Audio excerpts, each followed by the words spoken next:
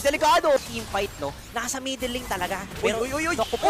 Naku, si Binato. Easy ang nadali dito ng ejector.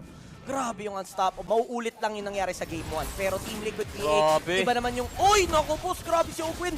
Hindi tinanto na. Main target dito is middle lane. Conceal play, nako po, Daddy JP with the way of the dragon kaso walang follow-up damage. At siya pa nga mabibigyan doon. And JP is down. Blazing duet dito ni Super Marco. Grabe naman yon. Saji bagsak na rin. Susunod yata si Sanford. Na-stun. Pero may final slash. Pero sabi ni Flatis, sabi ni Ogwin, tamang unstoppable force lang. Pinatama kay Sanji.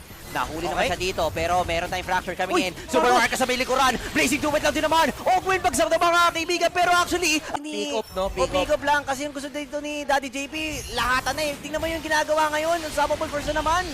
Binigyan nata dito si Sanji na bato nga siya pabalik doon sa mga miyembro ng Falcons. AP Brennan is gonna be 3 kills plus 1. Very cute din lang natitira bang may Lord pa. Ang Falcons AP Brennan mukhang wala nang ang chance ang